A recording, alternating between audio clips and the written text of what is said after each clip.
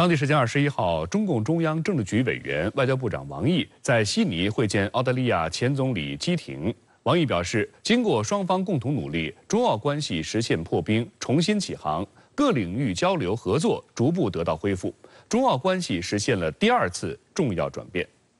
王毅在会见基廷时表示，今年是中澳建立全面战略伙伴关系10周年，这是一个总结经验、继往开来的重要年头。在双方努力下，中澳关系正在重回正轨。澳大利亚是美国的盟友，也是中国的伙伴，更是一个主权国家。欢迎澳方从自身根本利益出发，独立自主地制定政策。中方愿同澳方一道，推动中澳全面战略伙伴关系更加成熟稳定，更加富有成果，也愿同包括澳大利亚在内的各国分享发展机遇。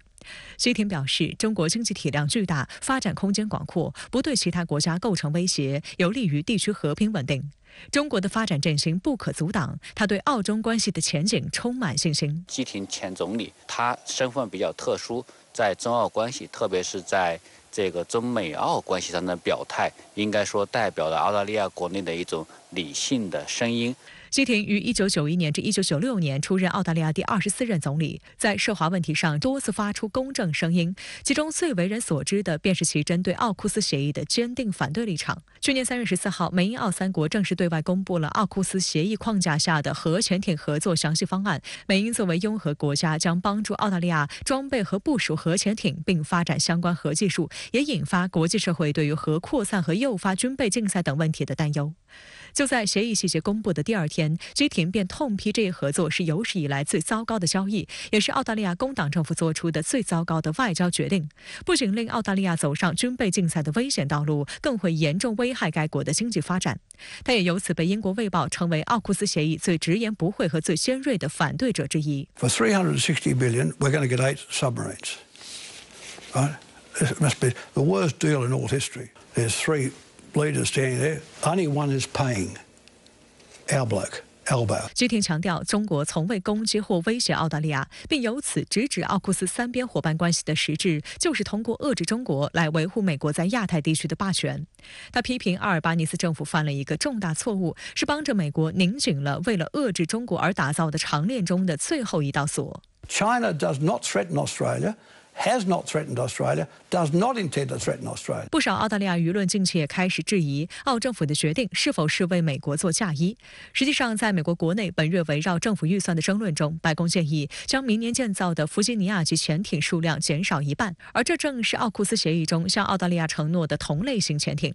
英国《每日电讯报》就指出，奥库斯同盟看起来比1年前明显更加脆弱，在防务圈内，人们越来越怀疑美国履行承诺的能力和意愿。中方呢，实际上对奥库斯的表态是非常明确的，认为这一合作机制实际上是违背了地区的这样一个发展的趋势，是一个逆时代潮流而动的这样一个冷战思维的产物。有澳大利亚媒体指，作为奥库斯与五眼联盟成员，澳方仍坚持配合美国的印太战略，给中澳关系进一步向好发展增加不确定性。但王毅这次来访对于中澳双方弥合分歧、加强对话合作具有重要意义。21号是王毅此行最后一天，在澳期间，王毅的行程满满当当，不仅会见了澳总理阿尔巴尼斯，与澳外长黄英贤举行了第7轮中澳外交与战略对话，还广泛接触澳各界人士。21号与澳大利亚新南威尔士州州长科明斯会面时，王毅就感慨，此次访澳最大的感受是，不管是澳执政党还是反对党，工商界还是战略界，官员还是老百姓，都支持加强中澳各领域对话合作，都支持改善和发展中澳关系。中方愿同澳方在巩固扩大能矿、农产品、乳制品等传统领域合作的同时，寻找科技创新、应对气变、绿色转型等新的合作增长点，加强教育、旅游等人文往来。王毅外长表示，在两国领导人的战略引领下，经过双方的共同努力，中澳关系实现破冰、重新起航，各领域交流合作逐步得到恢复，中澳关系实现了第2次重要转变。中澳经贸问题是王毅此访备受关注的焦点议题之一。针对中方是否会取消对自澳大利亚进口葡萄酒的双反关税，王毅20号在与黄英贤会面时透露最新进展称，葡萄酒案已得到妥善处理，中方将在月底发布最终裁决结果。此外，中澳两国在清洁能源领域合作的一道枷锁也已被打开。近日，澳大利亚反倾销委员会发布公告称，决定不再继续对进口自中国的风塔实施反倾销措施。希望澳方与中方继续通过对话与合作，解决贸易领域分歧，早日终止其他对华贸易救济措施。澳大利亚知名时评人奎里佩尔表示，由于上一任澳大利亚政府患有狂热的中国恐惧症，中澳关系一度急剧恶化，也给澳产品出口带来巨大打击。而王毅外长对澳大利亚的访问能够削减澳内部对中国的猜疑，从而让更多人相信澳大利亚没必要参与美国遏制中国的挑衅性行动，那将是一种短视的战略，且与澳大利亚的经济利益相悖。持类似观点的还有其他地区国家。位于澳大利亚东北部的太平洋岛国所罗门群岛将在4月迎来新一轮选举，现任总理索加瓦雷是拿下大选的热门人选。当地时间20号，他在参加竞选集会时发表讲话，称赞中国推动经济发展取得了成果，并表示所方此前在与台湾地区保持所谓邦交关系的几十年中，一直在挣扎中推动经济发展。2019年，索加瓦雷上台后与中国正式建立大使级外交关系，也使所方在国际上名声大振。索加瓦雷说，所罗门群岛国家虽小，但中国与之平等相处。与中国建交虽然仅4年多，但已经给所罗门群岛带来了巨大变化。But for Solomon Islands, we're a sovereign state. Right. So it's China. And who we enter in diplomatic relations with, who we have developing cooperation with, is none of anyone's business. 外交部发言人林健表示，中所关系自建交后迅速发展的历程，充分表明了在一个中国原则基础上，同中国建立和发展关系是经得起时间和历史检验的正确选择。友好不分先后，只要开展起来，就会有光明前途。对于极少数人于台湾地区保持着所谓邦交关系的国家，所罗门群岛的例证值得深思。过去1年，世界经济复苏乏力，全球贸易整体低迷，外需持续疲弱。而中国电动汽车、锂电池和光伏产品新3样合计出口1.06万亿元人民币，同比逆势增长将近30%。但是这一成绩却被西方某些机构和媒体炒作成中国产能过剩。西方某些机构和媒体近期炒作中国工业制造品，特别是以电动汽车、锂电池、光伏产品为代表的新3样，正以极低价格像潮水般出口，并妄称中国产能过剩可能威胁他国产业发展，冲击世界经济。针对上述谬论，新华社19号发表长文驳斥，指出中国输出的是合乎海外客户秩序的先进产能，中国制造非但不过剩，还是紧俏货。中国产品在全球广受欢迎，不是依靠所谓的不公平做法，而是因为中国产品具有极高的性价比，在激烈的市场竞争中脱颖而出，同时在技术上具有创新性。据公开数据，新能源汽车方面，比亚迪2023年第4季度取代特斯拉，成为全球第1大电动汽车制造商。2023年，以电动汽车为主的新能源汽车产销量连续9年世界第1，助推中国汽车出口再次刷新历史纪录。锂电池方面，中国动力电池产量占全球的75%，2022年全球1半锂电池出口来自中国。至于中国光伏产业，更是整个供应链龙头，在多晶硅、硅锭、硅片、电池片和组件等各制造环节所占份额均超过80%。2023年，中国的新增光伏发电装机容量相当于全世界2022年一整年的光伏发电新增装机容量。观察认为，西方炮制中国产能过剩威胁论用心险恶，希望通过造新词带节奏的方式遏制中国产业升级发展，以不正当手段维护部分西方国家在全球产业链、供应链中的既得利益，其实质是维护垄断地位，保护落后产能。香港南华早报就指出，在对中国的攻击中，美国和欧盟将产能过剩定义为超过国内需求的生产能力，这是极其狭隘的定义。如果各国生产仅满足国内市场需求，就不会有跨境贸易。美西方对中国电动汽车的打压政策也引发行业内的反弹声音。近日，雷诺集团 CEO 卢卡德梅奥公开发文，明确提出完全对中国关上大门将是最糟糕的回应。奔驰汽车首席执行官康林松也表示，中国想向欧洲出口电动车是竞争的自然发展，长期而言，竞争加剧有助欧洲车厂生产出更好的车。他反对提高进口关税，认为保护主义是走上错误道路。此前，宝马、大众等德国汽车制造商也都认为，欧盟的调查和加征关税会损害他们的利益。中国新能源车的这个优势，不应当成为欧洲拒绝与中国进行合作的这样一个理由。相反呢，这个欧洲应该和中国在这个新能源车全产业链上进行充分的合作，这样推动整个行业更好的发展，从而形成了一种双赢的局面。那么，欧洲有不少的企业家仍然希望呢，欧洲应当坚持自由贸易市场开放的这个原则，来继续维持中欧之间的这样充分的经贸合作。事实上，美国已在承受苦果。美国的汽车生产商和美国消费者对于电动汽车的转向都缺乏动力。根据拜登政府早在2021年的规划，2030年美国零排放车辆至少要占据新车销售的一半，包括电动车、插电混动以及氢燃料车。但根据行业分析机构 Cox 的数据，2023年美国电动车的普及率依然只有7.6%，距离50%的目标还非常遥远。美国智库近期发表一份研究报告，认为如果介入台海冲突，美国的关键弹药库存将在1周内用尽，这会降低美国的威慑力量，增加台海进一步爆发冲突的几率。但就在报告发表后不久，美军印太司令部司令阿奎利诺在20号举行的一场国会听证会上炒作说，所有迹象都表明，中国大陆会在2027年做好武装统一台湾的准备。美国会众议院军事委员会当地时间20号就美国在印太区域的安全威胁举行听证会。美军印太司令部司令阿奎利诺在接受质询时称，解放军正以2战以来前所未有的速度扩军。中国国防预算自2020年以来增长16%，采购了400多架战斗机和20多艘主力战舰，弹道导弹和巡航导弹的库存也增加了1倍。阿奎利诺同时炒作称，解放军一直在演练对台行动相关的各种任务，例如海上和空中封锁、模拟包围台岛等，正在为2027年武装统一台湾做好准备。They're taking all actions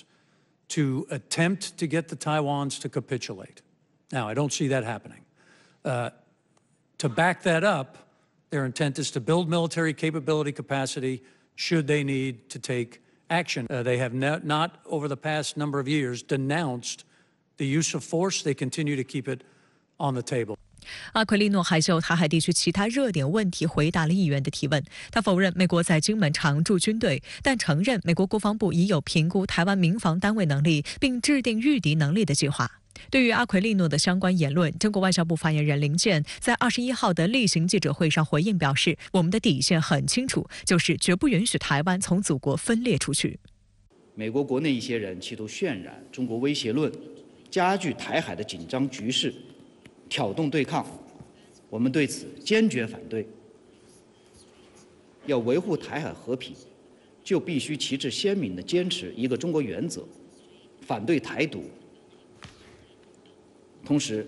任何人都不应低估中国人民捍卫国家主权和领土完整的坚强决心、坚定意志和强大能力。事实上，这并不是阿奎利诺和美军印太司令部方面第一次炒作所谓攻台时间表。去年7月，阿奎利诺在出席阿斯彭安全论坛时就曾宣称，中方将在2027年前以非和平手段解决台湾问题。如果对华威慑失败，他有信心领导美军战斗并取得胜利。但值得注意的是，阿奎利诺即将卸任美军印太司令部司令，这也是他任内最后一次出席国会听证会。他的继任者帕帕罗的提名已经在本月初获得美国会参议院的通过。外界注意到，当下美军正在制定2025财年的军费。美国总统拜登日前向国会提出总额为7.3万亿美元的2025财年联邦政府预算草案，其中国防预算再次刷新纪录，飙升至8952亿美元，比2024财年又增加了90多亿美元。尽管美军整体国防预算增幅仅为1%，但美国国防部本周早些时候将2025财年太平洋威慑倡议的预算请求大增8%。一是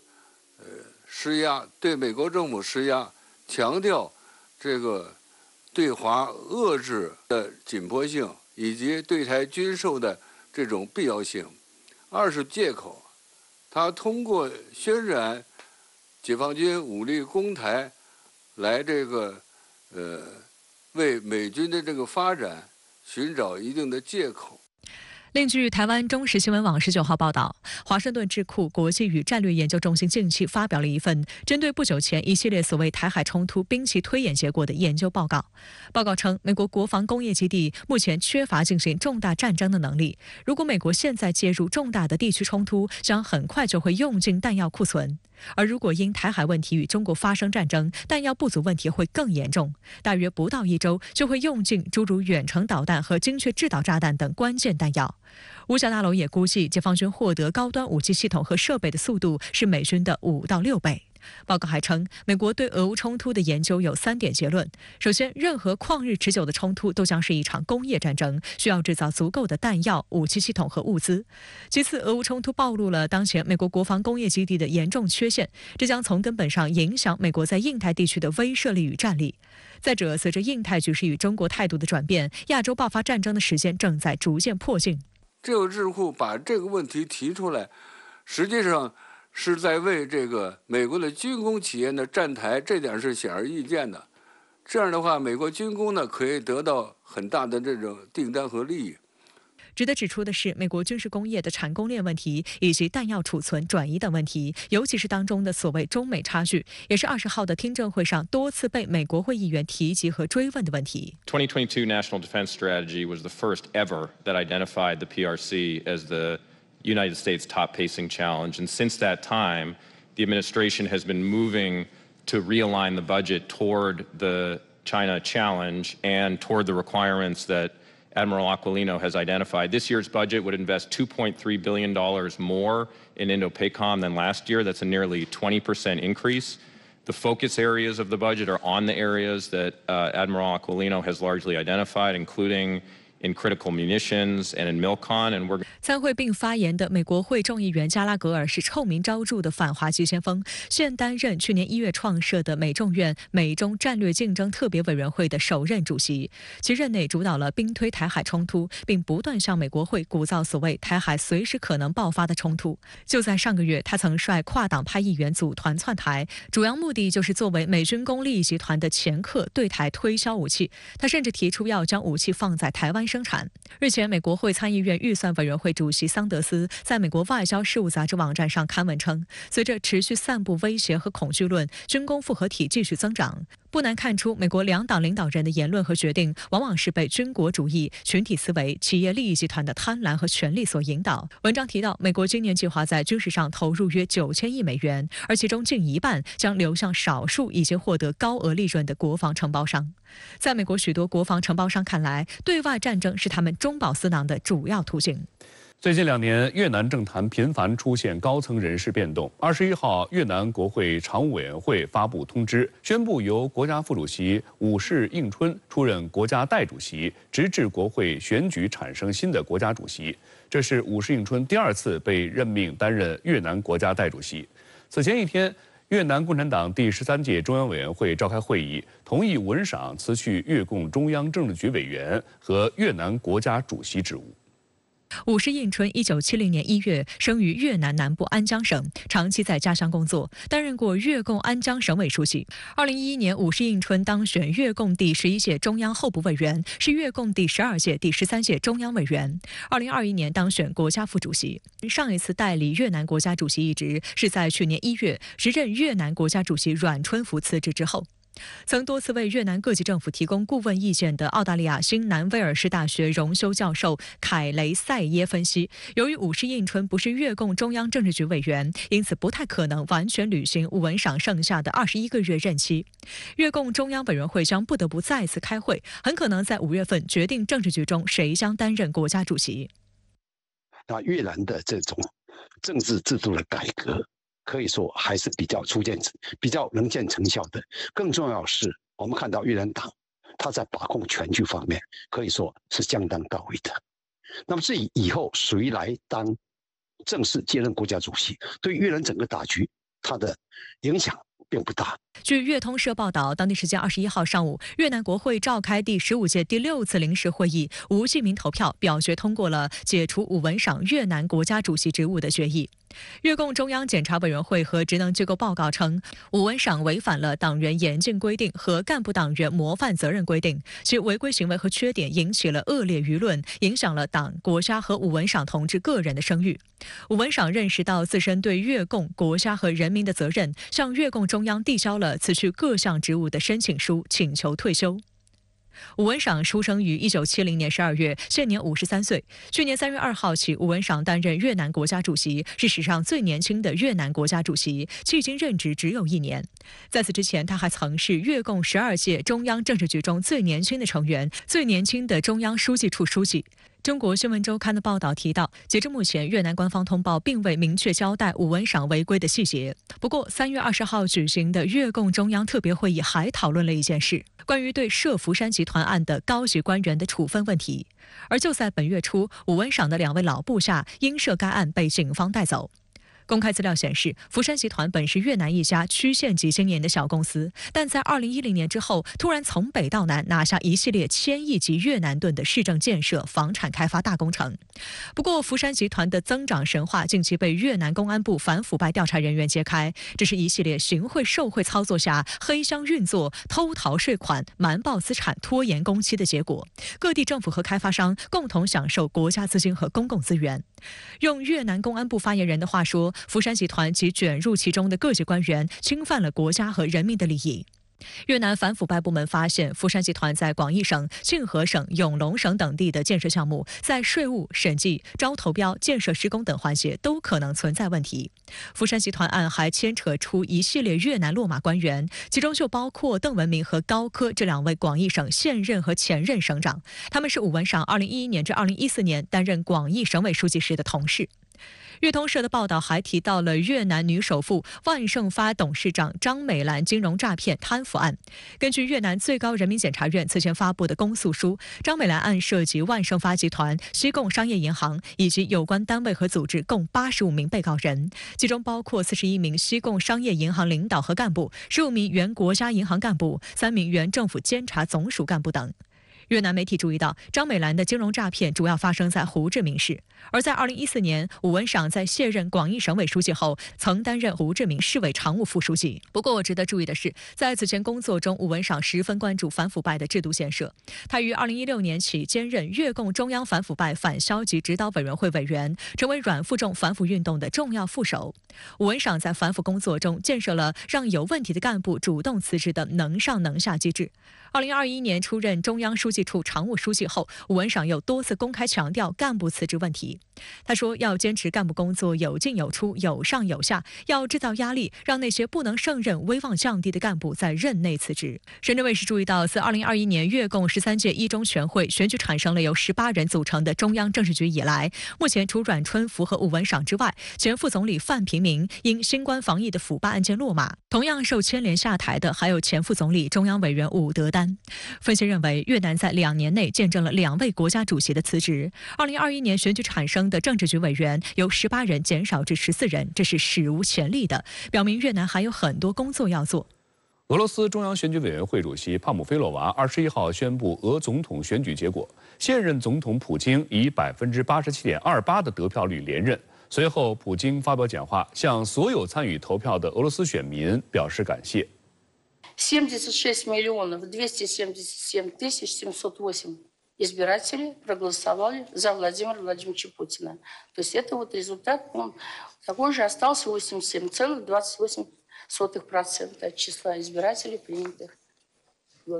участие в голосовании. 21号，普京就俄总统选举结果发表讲话，感谢选民对他的支持。普京表示，他将竭尽所能，不辜负俄罗斯人民的信任，努力确保其在国情咨文中详细阐述的大型国家项目和计划得到落实。Это поддержка политического и экономического курса нашей страны, наших общих результатов, которые, конечно, должны быть больше, но уже сегодня делают Россию еще более сильной и независимой.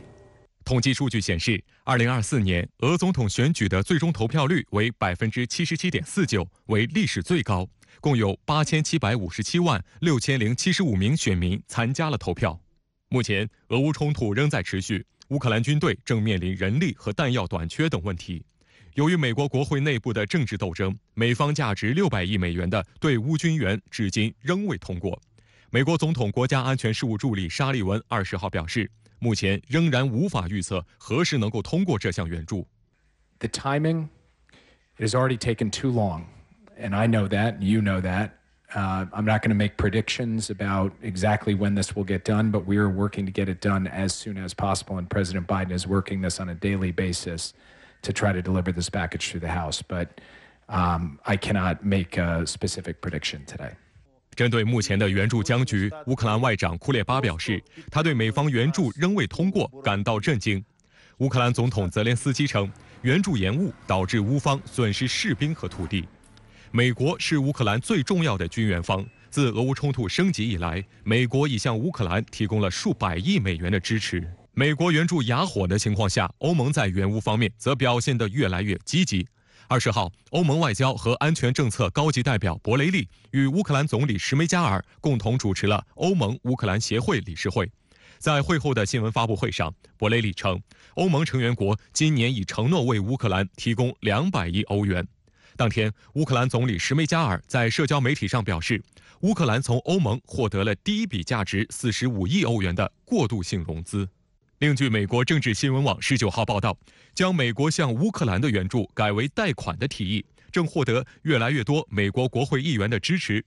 报道称，作为一种解决方案，该提议至少在理论上可以满足共和党人、民主党人以及前总统特朗普的要求。报道称，一些乌克兰政客希望得到所能得到的任何支持，无论那是不是贷款。他们认为，如果西方帮助乌克兰取得成功，美国将会得到丰厚的回报。乌克兰前基础设施部长弗拉基米尔·奥梅良说，如果我们赢了，作为回报，你们将会得到俄罗斯的石油、天然气、钻石和毛皮。如果我们输了，那就不是钱的问题了，它将会变成西方如何生存的问题。另据俄罗斯媒体报道称，波兰外长希科尔斯基3月20号在接受媒体采访时说，西方军队在乌克兰已是公开的秘密。波兰外长在当天的采访中还指出，德国总理舒尔茨之前表示，已经有一些来自大国的军队在乌克兰了。今年2月，舒尔茨曾表示，德国不会向乌克兰提供金牛座巡航导弹，因为该导弹的发射需要士兵在地面提供协助。他指出，英国和法国在提供武器系统后，有向乌克兰提供地面协助的做法。他的话当时被广泛解读为确认了在乌克兰有西方军队的存在。